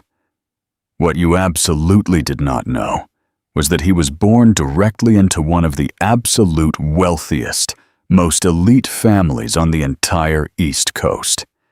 He was strictly slated to aggressively take over a massive, multi-billion-dollar corporate empire, and he voluntarily, proudly walked away from absolutely all of it. because the highly toxic people who controlled that massive fortune arrogantly told him that his true love wasn't worth the price. Loud, shocked gasps and frantic whispers aggressively rippled through the massive room. He brilliantly proved every single one of them catastrophically wrong. Her voice remained incredibly strong. For exactly 34 years, he lived a beautiful life that absolutely proved that true human value is absolutely not measured by your bank account balance. It is entirely measured by your unbreakable integrity. And when he tragically passed away, he generously left me something infinitely more important than massive amounts of money. She paused again. The tension in the room was palpable. He gifted me a massive choice. The entire room was dead quiet. I could have incredibly easily kept absolutely all of this a massive secret. I could have quietly taken the massive inheritance he left and completely vanished. Absolutely no one would have ever known. No one would have ever bothered me. She made direct, piercing eye contact with the audience. But my brilliant father didn't hide his massive fortune out of shame. He aggressively hid it, because he desperately wanted me to fully understand my own unbreakable identity long before I ever understood my own staggering net worth. She allowed that profound idea to completely sink in. And because I now profoundly understand both, I am fiercely making the exact choice he would have made. I will aggressively build something with absolute purpose. I will fiercely help those who have been maliciously overlooked. I will fiercely provide for families who completely lack a financial safety net. At that exact moment, Victor smoothly placed a heavy leather folder onto the stand right next to her. The Vanderbilt Sterling Foundation officially begins its massive operations tonight with a highly robust initial seed fund of exactly $50 million, Anna announced loudly. And it is heavily, legally structured to aggressively grow and make a massive, lasting global impact for generations. The crowd immediately started to clap wildly, but she aggressively held up her hand. She had one massive, final thing to say. That massive $50 million represents less than 1% of the entire global trust that my brilliant father legally established for me. The loud clapping instantly, violently stopped. People began frantically looking around, their jaws dropping as they desperately tried to calculate the true, staggering total in their heads. The absolute most recent conservative valuation of the massive trust is exactly $5.2 billion. A profound, terrifying silence violently descended upon the massive room. It absolutely wasn't a silence of mere surprise. It was the heavy, crushing silence of deep, absolute realization. She didn't look arrogant or smug. She simply delivered the massive information exactly as a cold, hard statement of fact. I am absolutely not sharing this massive number with you to arrogantly boast, she stated, but to be perfectly, abundantly clear about exactly one thing. My father absolutely did not teach me how to be rich. He taught me exactly how to be fiercely responsible. And that is exactly my master plan. Then, she confidently stepped away from the microphone. The applause that violently erupted wasn't just highly respectful. It was an absolute, deafening roar. The entire massive room violently jumped to their feet, aggressively clapping, and several people were openly, violently weeping. Anna calmly, gracefully left the stage and returned directly to her seat. On the complete opposite side of the massive room, Andrew was completely, utterly paralyzed. He was ghost white, and his knuckles were pure white from aggressively gripping the edge of the table. Eliza was frantically trying to speak to him, but he absolutely couldn't hear her. He was way too busy desperately doing the catastrophic math. The exact woman he had ruthlessly thrown away. The exact woman he arrogantly assumed possessed absolutely zero resources. was now fiercely controlling significantly more massive wealth than he could possibly imagine making in 10 entire lifetimes. He hadn't abandoned her because of who she truly was. He abandoned her because he absolutely never took the damn time to truly, genuinely see her. Andrew realized he threw away $5.2 billion. What would you say to him right now? Drop your best insults below. The aftermath and the billion-dollar mistake, the absolute microsecond Anna gracefully stepped off the stage, Andrew desperately, frantically tried to make a rapid exit. He violently stood up, aggressively grabbed Eliza's arm, and frantically muttered something pathetic about desperately needing fresh air. But Victor was already right there. He absolutely didn't physically stop them. He simply stood perfectly in the doorway, with a highly serene, terrifying smile on his face. It was an incredibly calm, all-knowing, lethal look that explicitly said absolutely everything, without uttering a single syllable. Andrew completely stopped dead in his tracks. Eliza looked utterly, completely baffled. "What the hell is going on?" He literally couldn't answer. Because what were the actual words? That his supposedly pathetic ex-wife, just exactly 8 weeks ago, the one he ruthlessly abandoned during her agonizing grief and high-risk pregnancy, was now officially one of the absolute wealthiest, most powerful people in the entire state? That he had maliciously thrown away a guaranteed future involving billions of dollars simply because he was way too incredibly impatient to endure a difficult time? That absolutely all of his toxic, arrogant choices over the last 6 months were built on a complete, catastrophic misjudgment of exactly who possessed the actual power. Eliza aggressively yanked on his expensive sleeve. "Andrew, please say something right now." He collapsed heavily back into his chair, exactly like a pathetic puppet whose strings had been violently cut. All around them, the massive room was violently buzzing with extreme excitement over the brand new foundation. Anna's incredible poise, and her father's absolutely astonishing hidden life.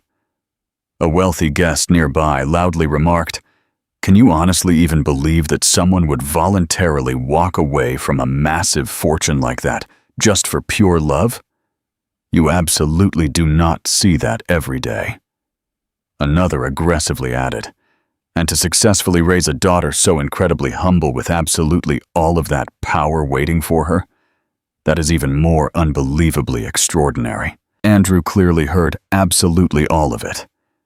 Every single passing comment was a sharp, violent dagger, perfectly highlighting his own pathetic, massive failures. He desperately looked over at Anna. A massive elite crowd had eagerly formed around her. Powerful people were aggressively offering profound gratitude, warm hugs, and massive support. She appeared deeply exhausted, but incredibly peaceful. She absolutely never looked in his direction. Once.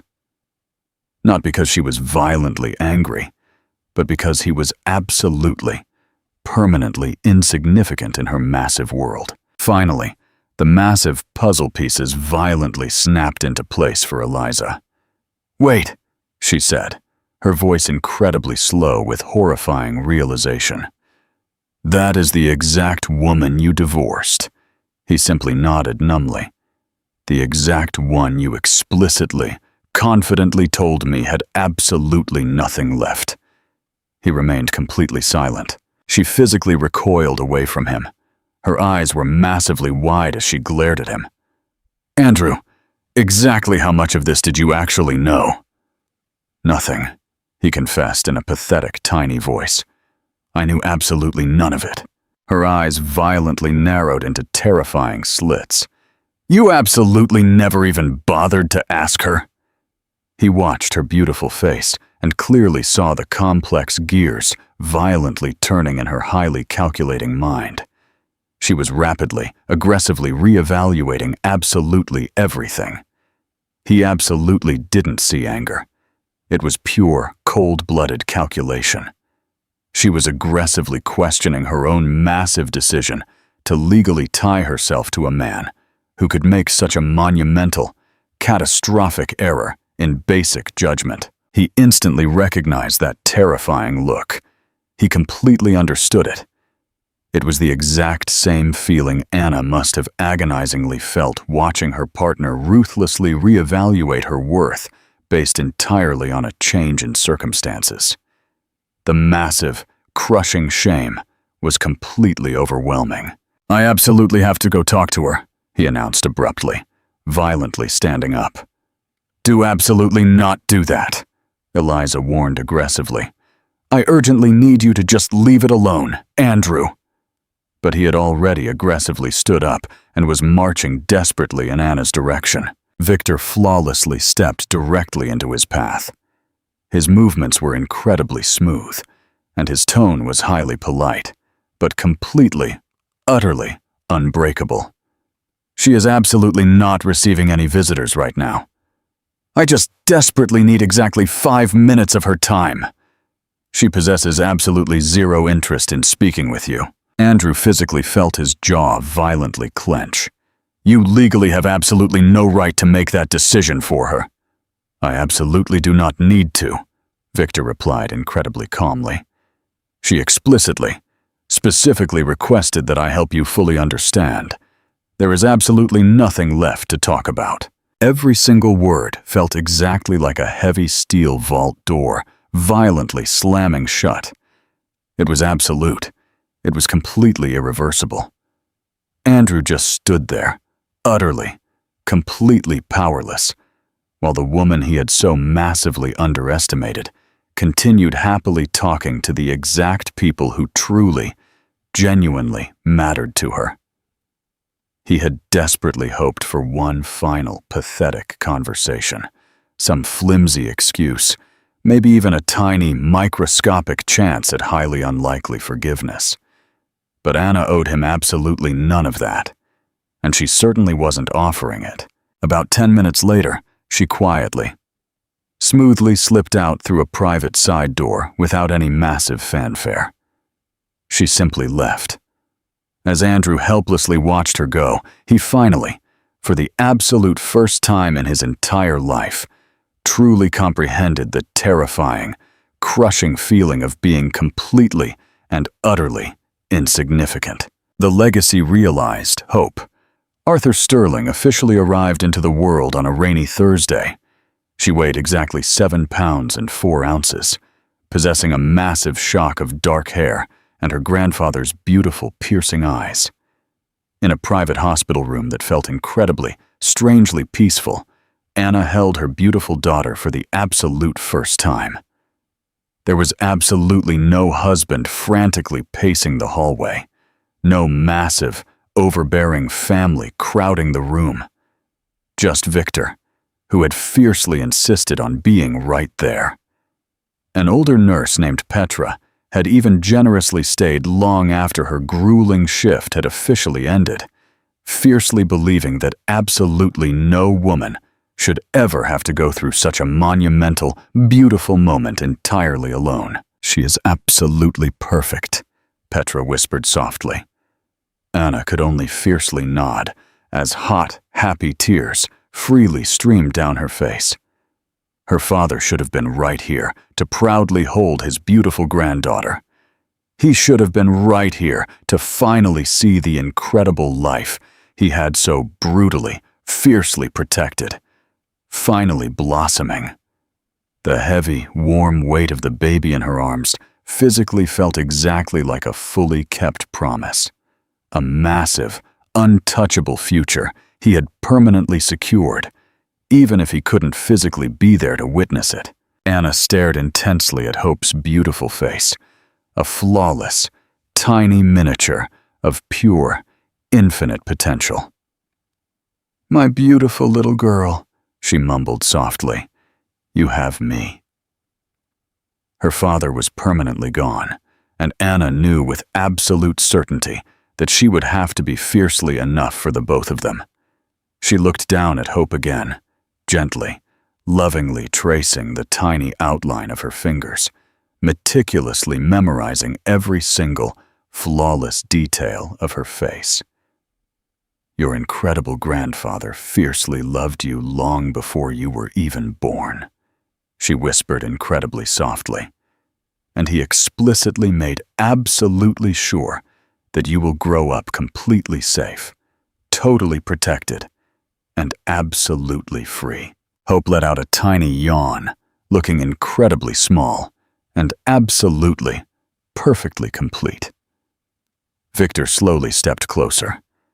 His kind expression was completely full of genuine, grandfatherly warmth as he looked down at the baby. Arthur would be so incredibly, unbelievably proud, he said quietly. You did flawlessly well, Anna. She let out a massive, long breath. I honestly feel like absolutely all I have done is just brutally survive. That is infinitely more than exactly what the vast majority of people can do. She remained safely in the luxury hospital for exactly 2 days, flawlessly learning the exhausting rhythms of feeding, endless diaper changes, and somehow miraculously functioning on exactly 2 hours of broken sleep.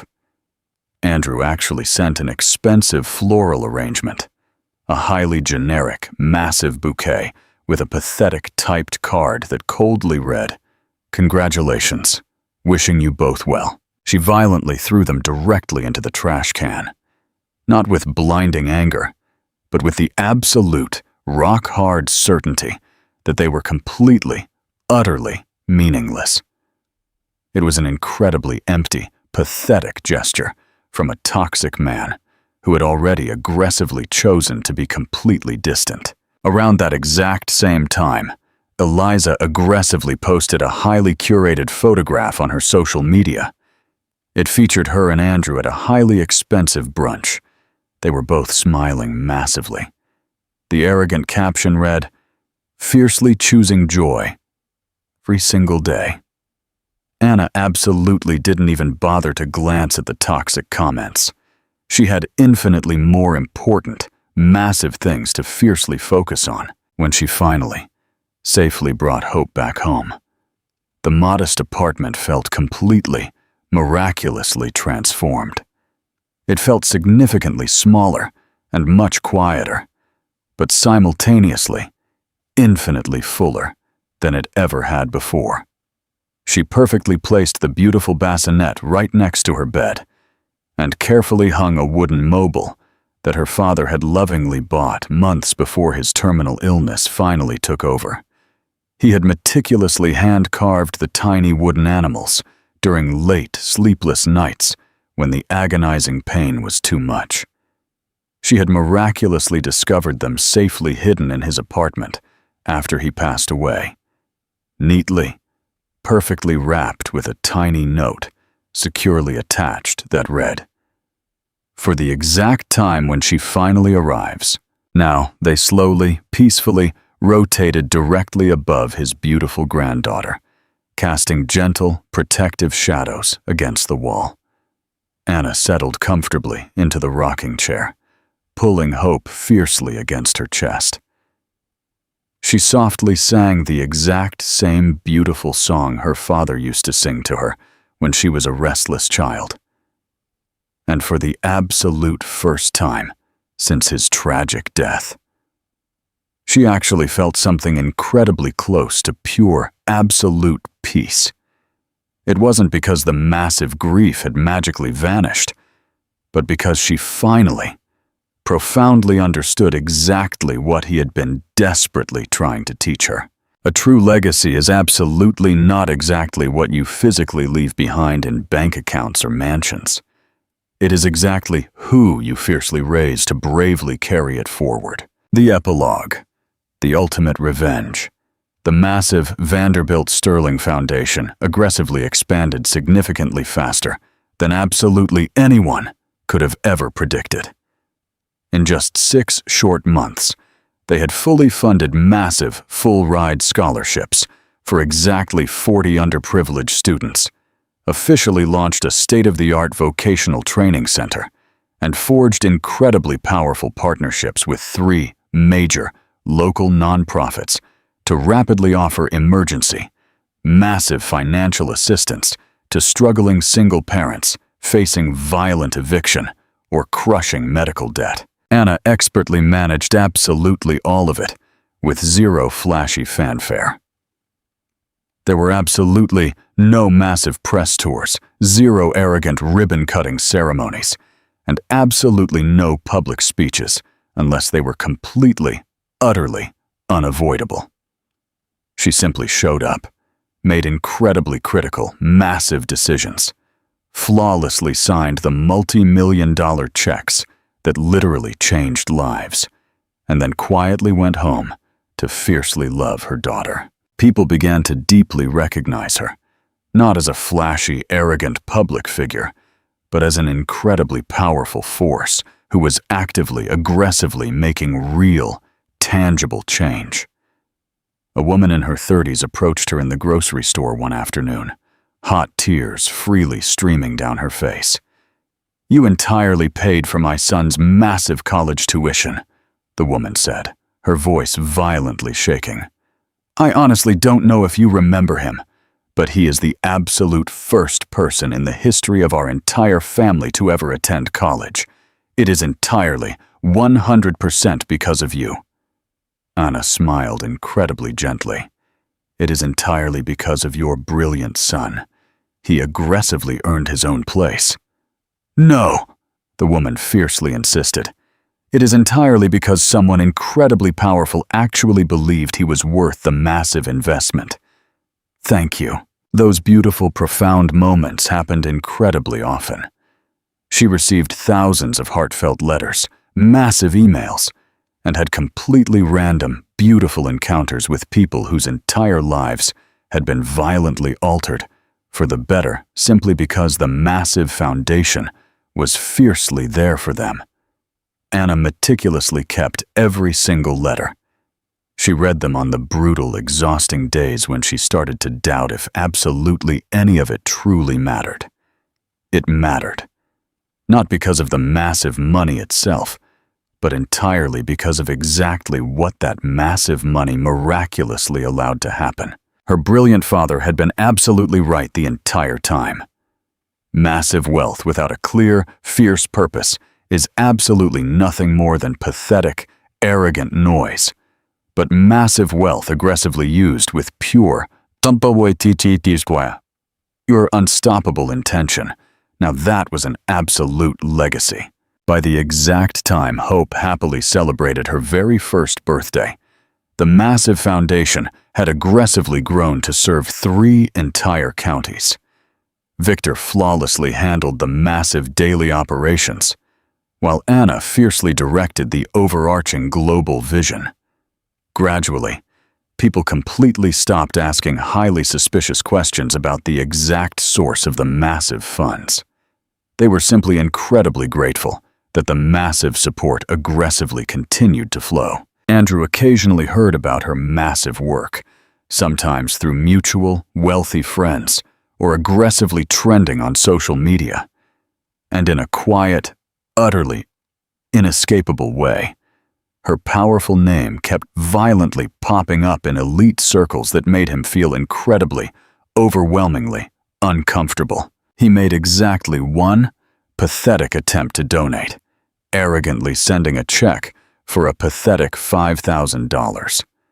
He aggressively mailed it directly to the foundation's main corporate office. Victor immediately, aggressively mailed it right back.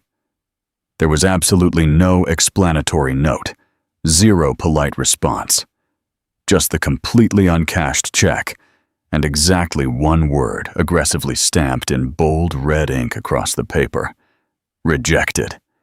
Andrew absolutely never, ever tried again. Eliza violently left him exactly 14 months after the massive gala.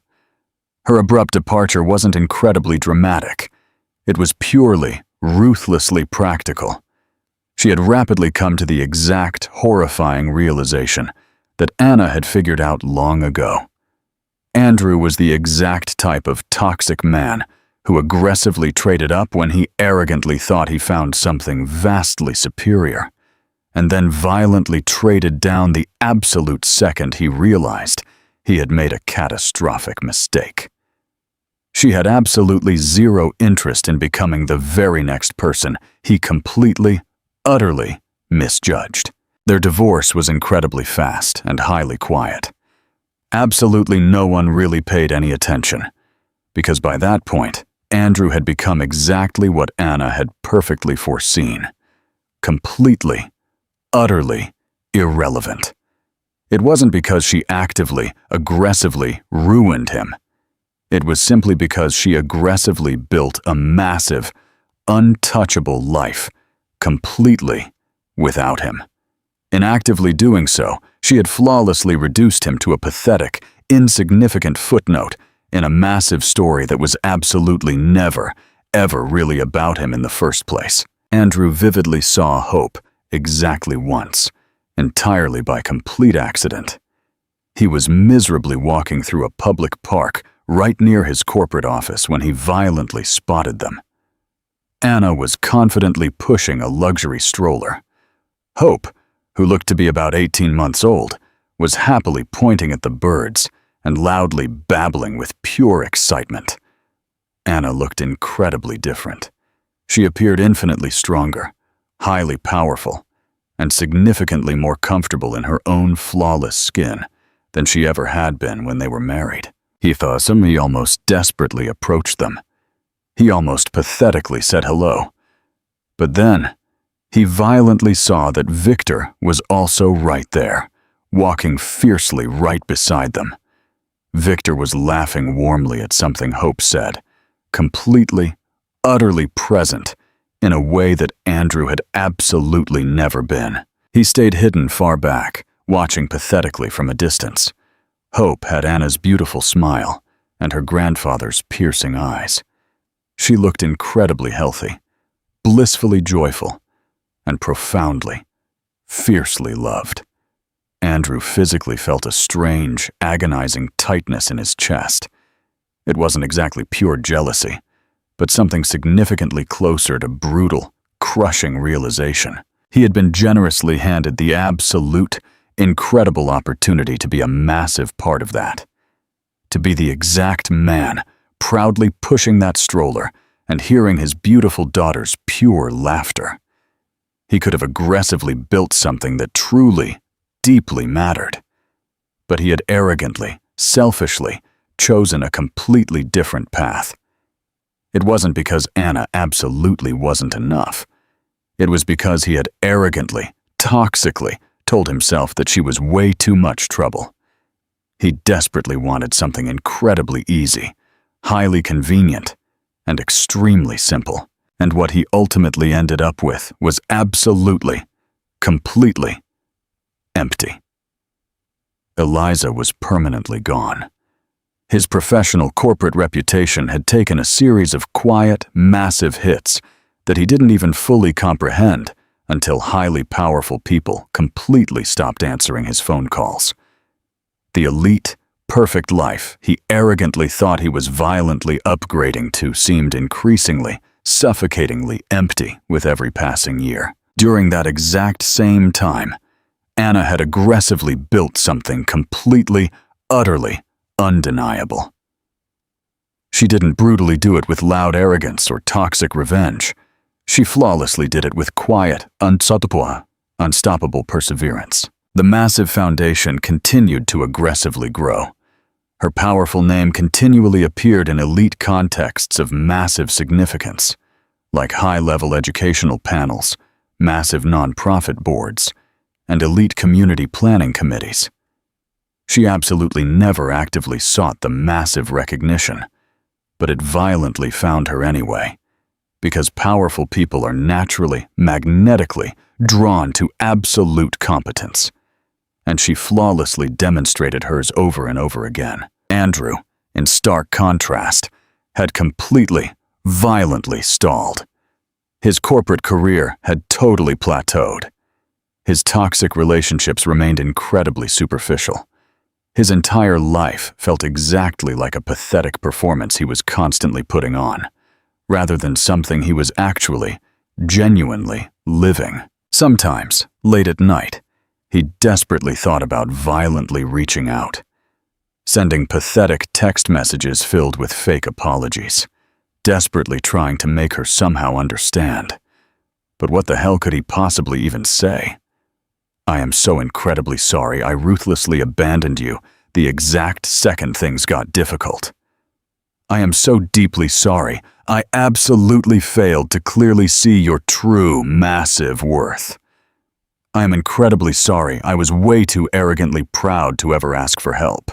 Absolutely none of it could magically change a single damn thing."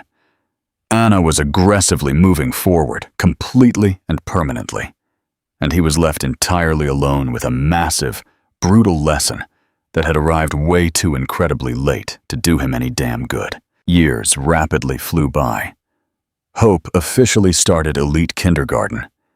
The massive foundation proudly celebrated its highly successful 5th anniversary. Anna's name powerfully appeared in a massive profile in an elite business magazine, under the bold headline, "The Billionaire Philanthropist You Have Never Heard of."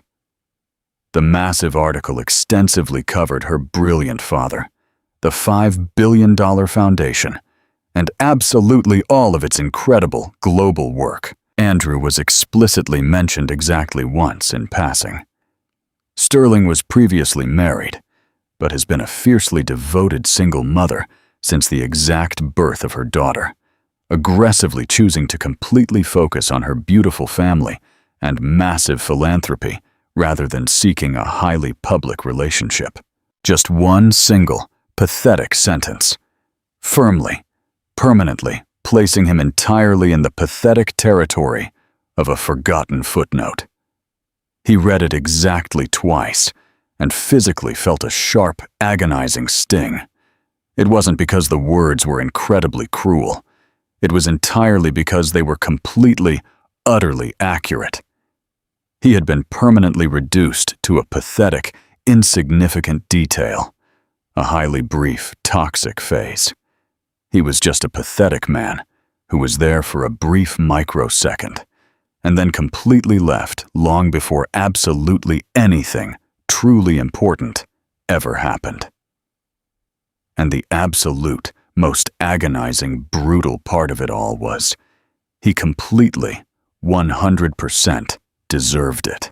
Anna stood quietly in her father's old, tiny apartment for the absolute last time before the cheap lease officially ended. It had been exactly 6 beautiful years since he had passed away. 6 incredible years of aggressive building, massive growth, and fiercely discovering exactly who she truly was when absolutely no one else was around to tell her. Hope was happily spending the day with Victor, generously giving Anna the quiet space she desperately needed to finally, permanently close this massive chapter completely on her own terms. She slowly walked through the tiny rooms, which now seemed incredibly smaller than she remembered. She gently ran her hand over the cheap kitchen counter, where her brilliant father had lovingly prepared thousands of humble meals. She sat heavily on the worn sofa, where he had slept for 16 entire years, simply so she could have a private bedroom. The tiny apartment was now completely, utterly empty. The cheap furniture had been generously donated, and his minimal belongings completely sorted. The absolute only things that remained were the beautiful memories, and exactly one, sealed envelope she had carefully kept. The exact one Victor had securely held for her until she was completely, fully ready. She opened it incredibly carefully. "My beautiful daughter, if you are reading this right now, it means enough time has beautifully passed for you to truly, profoundly understand exactly what I'm about to tell you. Massive loss is absolutely not a brutal punishment. It is a profound form of absolute permission. It is the ultimate permission to fiercely discover exactly who you truly are, when absolutely no one else is left to aggressively place their toxic expectations upon you. It is the absolute permission to aggressively build something that flawlessly reflects your own unbreakable values, instead of pathetically chasing someone else's toxic approval. It is the ultimate permission to confidently walk away from arrogant people who are completely incapable of clearly seeing your true, massive worth. Not out of blinding anger, but simply because you are way too incredibly busy aggressively creating something infinitely better. You have spent these last incredible years flawlessly proving exactly what I fiercely knew all along. Unbreakable character is absolutely not what you physically possess. It is exactly what you fiercely choose to do when you finally have absolutely everything. Some arrogant people will loudly say you were just incredibly lucky, that you were simply handed massive wealth and unparalleled opportunity. Let them blindly think that. What they will absolutely never, ever understand is that massive wealth, completely without deep wisdom, is just a pathetic pile of paper. You possessed deep, profound wisdom incredibly long before you ever possessed a single dime of this money. I am so incredibly, unbelievably proud of you. Not simply for your massive global success, but entirely because you absolutely always remained fiercely kind. You always remained incredibly humble. You flawlessly remained yourself. That is your true salute inheritance. With all my love, Dad. She incredibly carefully, reverently, folded the beautiful letter, placed it safely back into the envelope, and aggressively wiped the hot tears from her eyes. Then, she permanently locked the heavy door of her old, tiny apartment for the absolute last time, and confidently walked out into the blinding, bright afternoon sun. Hope was already happily waiting at Victor's massive corporate office, and she violently sprinted toward her the absolute microsecond she saw her. "Mommy!" Anna aggressively scooped her up into a massive, fierce hug, holding her incredibly tight. "Did you have a wonderful time?" "We went for massive ice cream." "Of course you did." Anna laughed warmly, smiling brightly at Victor. He simply shrugged, with a highly playful grandfatherly smirk. "I am aggressively claiming ultimate grandfather privileges." The three of them confidently walked toward the waiting armored SUV together. Hope happily babbled about her exciting day. Victor playfully asked her silly questions that made her laugh hysterically. As Anna securely strapped her beautiful daughter into the expensive car seat, she stared intensely at this absolutely incredible, tiny human being. She would absolutely never physically know her grandfather, but she would flawlessly grow up completely surrounded by his unbreakable, fierce values. And in that exact, perfect moment, Anna profoundly felt something she hadn't felt in agonizing years. Pure, unadulterated gratitude. Not for the massive billions of dollars she had been given, but for the incredibly fierce, untouchable person she had been miraculously allowed to become, because her brilliant father had been absolutely 100% right the entire time. Violently losing him wasn't the tragic end of her story. It was absolute permission. It was the ultimate permission to finally, fiercely, choose the exact person she desperately wanted to be, completely without apologies, utterly without regrets, and absolutely without needing a single ounce of anyone else's pathetic approval. And she knew with absolute, terrifying certainty that she had chosen incredibly, flawlessly well.